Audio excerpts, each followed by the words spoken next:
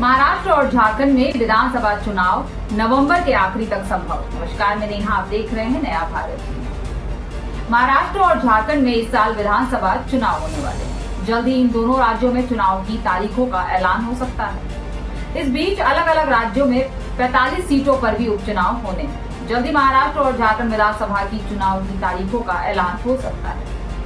चुनाव आयोग आने वाले हफ्ते में इन दोनों राज्यों में चुनाव की तारीखों का ऐलान कर सकता है।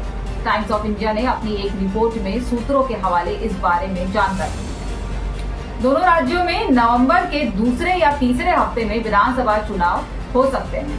हाल ही में हरियाणा और जम्मू कश्मीर में चुनाव खत्म हुए। इन दोनों राज्यों में चुनाव के नतीजों का ऐलान हो चुका है। त्योहार सीजन को देखते हुए चुनाव आयोग ने महाराष्ट्र और झारखंड में चुनाव को नवंबर के आखिरी में कराना चाहते हैं। 29 अक्टूबर से 3 नवंबर को दिवाली की छुट्टियां होगी।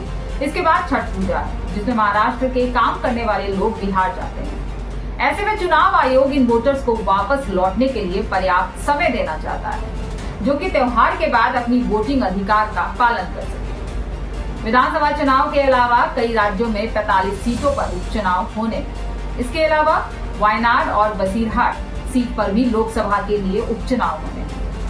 इन चुनाव को भी इसी समय कराने की संभावना है। राहुल गांधी की ओर से अमेठी सीट चुनने के बाद वायनाड की लोकसभा सीट खाली है। राहुल गांधी को लोकसभा चुनाव में दोनों सीट वायनाड और अमेठी में जीत मिली थी, जिसके बाद उन्होंने अमेठी की सीट को चुना, जबकि बसीरहाट में तृणमूल सांसद शेख नूरुल इस्लाम की मौत के बाद उपचुनाव होना।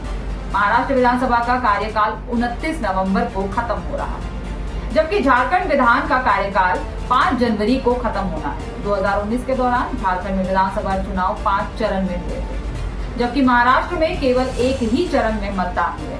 हालांकि जम्मू और कश्मीर में चुनाव आयोग ने मतदान चरण के 6-7 से घटाकर 3 करने में कामयाब रहा। ऐसे में संभव है कि इस बार झारखंड में भी कम चरण में ही चुनाव कराए जाए। इस वीडियो में इतना ही। वीडियो अच्छी लगे तो शेयर कर दीजिए। हमारे चैनल नया भारत टीवी को सब्सक्राइब करें और यदि कोई सुझाव देना चाहते हैं तो कमेंट बॉक्स में आपका स्वागत है। नमस्कार।